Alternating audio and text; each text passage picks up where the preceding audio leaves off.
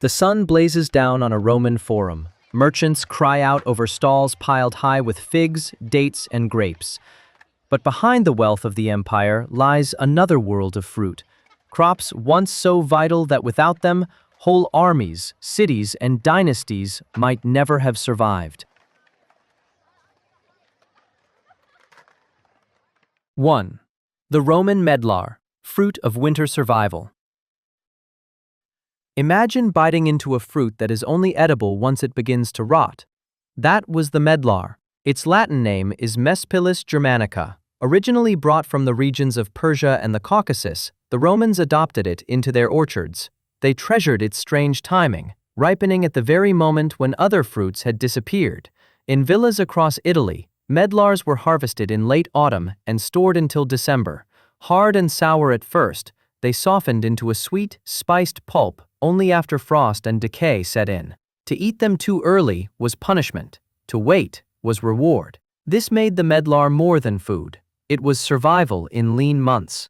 Farmers pressed it into preserves, while physicians praised its ability to calm digestion. Today, it lingers only in fragments of old orchards, but the medlar's story leads us to another fruit, one that turned the desert itself into a garden. 2. The Egyptian doum palm, fruit of the Nile's edge. On the banks of the Nile, priests once placed the oval, woody fruits of the doum palm, Hyphene thebaika, in temple offerings. Its fibrous flesh, chewed slowly, tasted of gingerbread and honey. But it was more than a ritual. For farmers under the searing Egyptian sun, the doum palm was endurance food. Its fruits contained natural sugars and minerals that sustained peasants through field labor. Archaeologists have found doum fruits in the tombs of pharaohs, preserved beside bread and beer. In daily life, crushed doum was brewed into a cooling drink, a practice that endured for millennia. Without it, life along the Nile floodplain would have been harsher still. Yet Egypt was not the only empire turning wild resilience into cultivated sweetness. 3. The Greek arbutus, the tree that fed warriors. In the rocky hills of Greece, soldiers marching along narrow goat paths foraged the arbutus berry, known today as the strawberry tree fruit, Arbutus unedo. Small, red, and rough-skinned, it grew where little else would. Farmers gathered it not only for eating, but also for fermenting into wine. Strabo, the geographer, recorded its presence across Mediterranean landscapes, where peasants prized it as both food and medicine. Though mild and somewhat mealy, its sugars made it useful for quick energy, vital for shepherds and travelers alike. Yet its reputation was humble. In later centuries, it was dismissed as peasant food, but in the ancient world, it carried men through rugged campaigns. From rocky Greek hills, the trail of forgotten fruits moves east, where Mesopotamian scribes recorded one that shaped both diet and religion. 4. The Mesopotamian jujube, fruit of healing and ritual. Clay tablets from ancient Mesopotamia list remedies mixing honey with the small red fruits of the jujube tree. Here, it was not the Asian Ziziphus jujuba of China, but the closely related species Ziziphus spinochristi and Ziziphus lotus, hardy trees that grew in the arid plains between the Tigris and Euphrates. Their fruits could be dried and stored, a treasure of sweetness in a land of barley and dates. Priests offered them during seasonal rites, while physicians valued them for calming fevers and easing sleep. Their tough skin preserved them through transport, allowing caravans to carry jujubes across the trade networks of Persia and into Greece. Even today, the jujube endures in parts of Asia, but in the cradle of civilization, where it once symbolized fertility and life, it is now nearly forgotten. The east-west trade routes carried jujube far, but they also spread another fruit, one that would shape Roman power itself. 5. The Roman mulberry, ink, wealth, and food. Walk through a Roman villa garden and you would find mulberries, Morus nigra, hanging heavy on cultivated trees. Their dark juice stained fingers, lips, even parchment. But mulberries were more than sweet indulgence.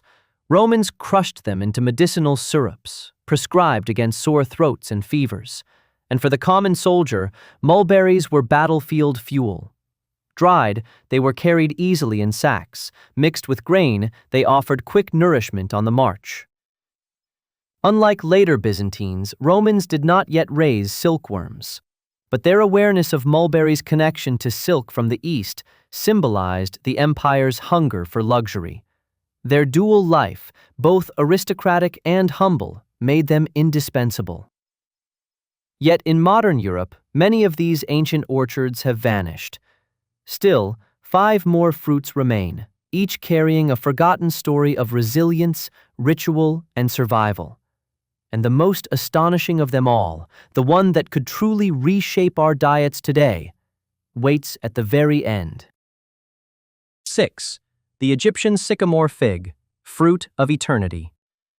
Step into an Egyptian village during the reign of Ramesses II, and you would see women gathering the pale yellow-green figs of the sycamore tree, Ficus sycamoris. Unlike the delicate figs of the Mediterranean, these fruits grew in relentless heat, thriving even where the Nile's water did not reach. They were not just eaten, they were worshipped.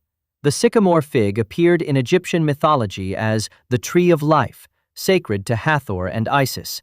Its fruits were buried in tombs beside the dead, sustenance for the journey into the afterlife. To peasants, it was survival. To pharaohs, it was eternity. Yet today, despite its deep cultural roots, the sycamore fig has been eclipsed by its sweeter Mediterranean cousins. But where Egypt looked to the heavens, Persia looked to the mountains, and there another forgotten treasure grew. 7. The Persian pomegranate, blood of the empire. The pomegranate, Punica granatum, is not entirely gone, but in the ancient world, its role was vastly greater. Persians planted it along irrigation canals, turning arid landscapes crimson each autumn. Each fruit held hundreds of seeds, a natural symbol of fertility and abundance. In Zoroastrian rites, pomegranates represented immortality. Persian armies carried dried seeds to the battlefield, chewing them for stamina. Greek writers, encountering Persian orchards, marveled at the abundance. Even in Rome, the pomegranate became both delicacy and medicine, thought to cool fevers and purify the blood. Though it never fully disappeared and remains common in parts of the Mediterranean, its symbolic and practical weight has faded. Its story reminds us how empires themselves once pulsed with its red juice. And it was not alone, for in Greece, another berry carried divine weight. 8. The Greek cornelian cherry, food of priests and peasants. In sanctuaries of ancient Greece, priests once offered bowls of deep red cornelian cherries, Cornus moss. Growing on hardy shrubs, these tart fruits thrived in poor soil, producing abundant harvests where grapes or olives struggled. Boiled into syrups, dried into cakes, or eaten fresh, they were versatile and long-lasting. Hippocrates prescribed them for stomach ailments, while farmers used them as everyday nourishment. Archaeological excavations at Olynthus reveal storage jars filled with cornelian pits, proof of their widespread use. Yet in later centuries, as sweeter imports gained popularity, the cornelian faded into obscurity. Still, in the hills of Attica, wild cornelian trees whisper of a time when even the humblest fruit was woven into ritual. But the Romans, ever pragmatic, turned another neglected fruit into a vital tool of empire. 9. The Roman sorb apple, fruit of the frontier. On the fringes of the Roman Empire, in Gaul, Britannia, and the Danube provinces, Roman farmers grew the sorb apple, Sorbus domestica. Unlike the soft orchard fruits of Italy, sorb apples were tough, tannic, almost inedible when first picked. Yet, like the medlar, time transformed them. After weeks of storage, they softened into a honeyed pulp that could be fermented into cider. Roman soldiers stationed on cold frontiers relied on sorb drinks as both nourishment and morale. Pliny the Elder recorded their cultivation, praising their ability to endure harsh climates. For Rome, they were more than fruit. They were proof that even at the empire's edge, life could be sustained. And from those harsh frontiers, we turn to the most astonishing fruit of all, one that truly reveals how far ancient farmers went to bend nature to their needs. 10. The ancient citron, the first citrus. Long before oranges or lemons filled Mediterranean groves, early farmers cultivated the citron, Citrus medica. With thick, fragrant rinds and little pulp, it was unlike modern citrus.